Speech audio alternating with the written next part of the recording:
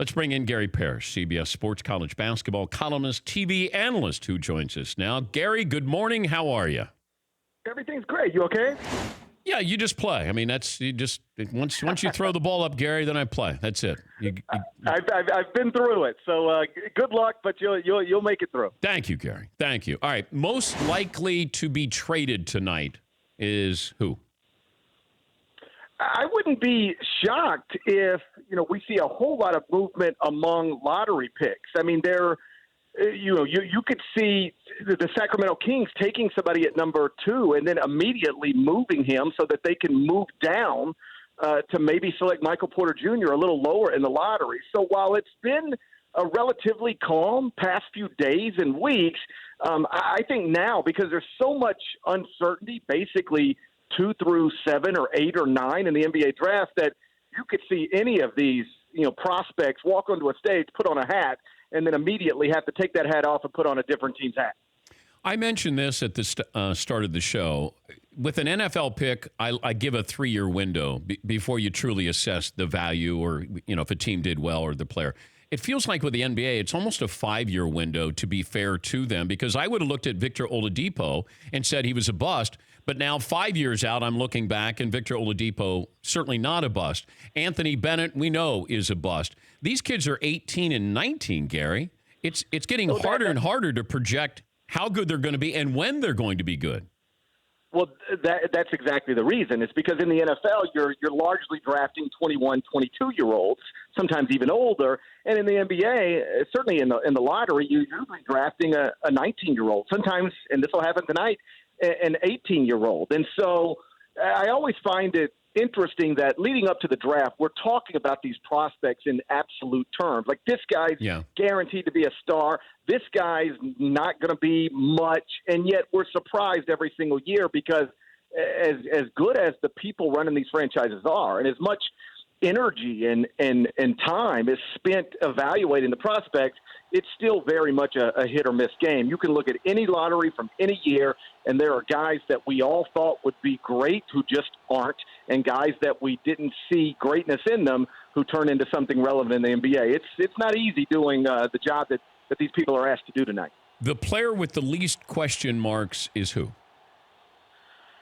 I think probably Luca Doncic, just because we've seen him play against grown men for years now, and he's flourished in every setting, and he's got an undeniable skill set of, he can put the ball on the floor, he can pass, and he can shoot. I know that sounds simple, but that is a valuable thing in the modern NBA. Like, can you dribble, pass, and shoot? If so, there's a place on the court for you. That's the key to the Warriors, beyond just having 3 or 4 of the best players in the world, is that they often have 4 or 5 guys on the court who can all dribble, pass, and shoot. And so I'm not certain that Doncic has got the highest ceiling, but I do think he's got the highest floor. There's just no way, barring injury, of course, that he's not going to be a relevant player immediately and for a long, long time. The player with the most question marks? I would say Mitchell Robinson. That's a guy who, if you and I would have been talking a year ago, we would have projected him as a lottery pick in the 2018 NBA draft. But he goes to Western Kentucky, enrolls, withdraws, disappears. It ends up not playing college basketball.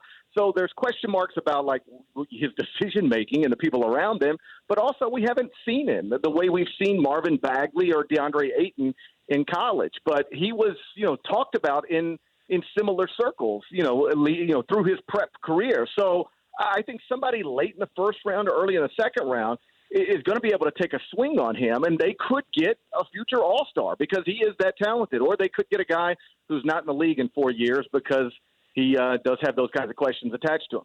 Talking to Gary Parrish, CBS Sports college basketball columnist, analyst on TV as well. Why do some of these players not want to play in Memphis?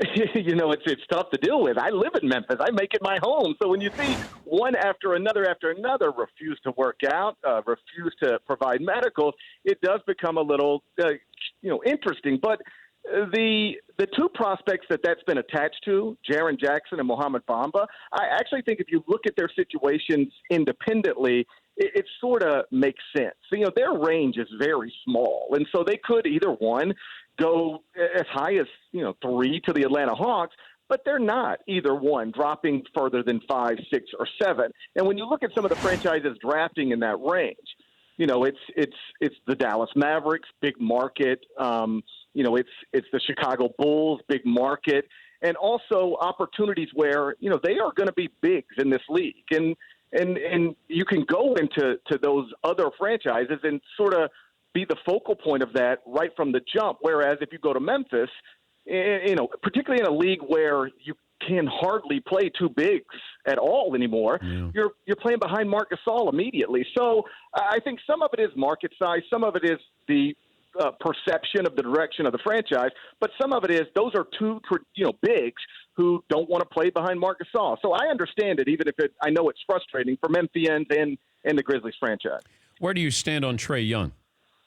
I like him. He's got this one obvious, identifiable skill, and that's his ability to create shots and make shots. And so I understand the concerns. He's small, on the small side, but I will say that though people continue to point out he's smaller than Steph Curry, that's true at this moment. But 19-year-old Trae Young is not smaller than 19-year-old Steph Curry.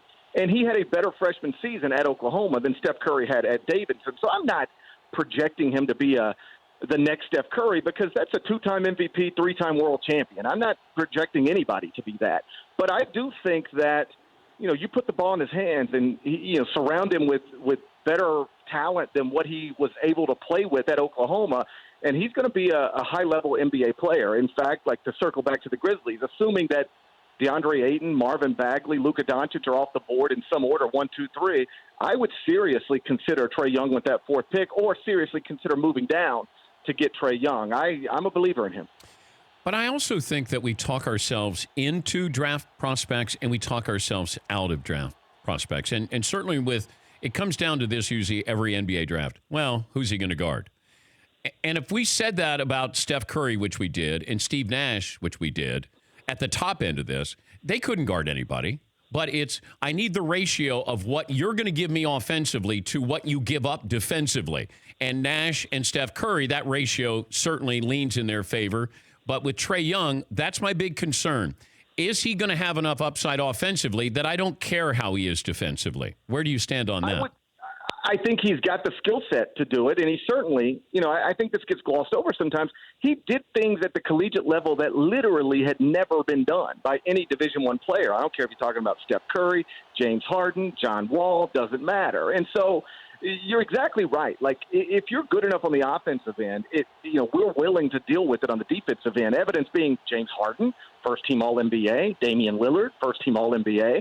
I get the question all the time about Trae Young. How's he going to guard Russell Westbrook? Well, he's not going to guard Russell Westbrook. Nobody guards Russell Westbrook. Just, it's like, can he be special at something? And I think the way he's able to comfortably shoot from basically anywhere, the way he has vision that allows him to not only see opportunities, but then to create opportunities for his teammates or himself. I just think there's so much special stuff in those areas that I'm willing to overlook or at least discount some of the obvious deficiencies.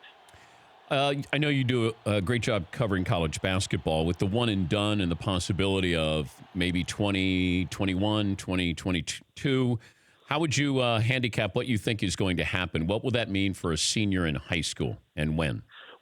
Well, it looks like it's going to be here sooner rather than later, and I think the delay is to allow franchises to prepare for that moment when they are allowed to select a high school graduate straight out of high school once again, which is something I've always been for.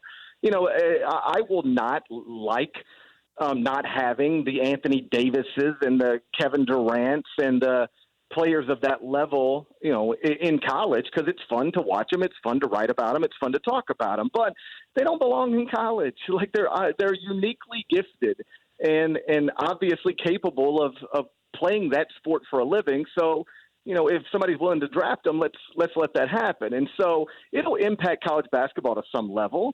And it'll impact the NBA undeniably. But, the franchises will just have to be in high school gyms once again and, weighing the pros and cons of drafting somebody who may turn into a star even if they don't help you immediately. But I go back to that window we had where, high school players were getting drafted. It starts with Kevin Garnett and goes all the way up right before the Greg Oden, Kevin Durant draft. And if you would have, because I did a study on this once upon a time, if you would have simply walked to the podium or had David Stern walk to the podium for you every single year in that range and said, I will take best high school player available, you would have had the best roster in the NBA by a wide margin. So the hit rate on those guys was pretty remarkable, and I think you'll see NBA franchises starting to lean that direction just as soon as they're allowed to. Gary, good stuff. We appreciate your time. Thanks for joining us.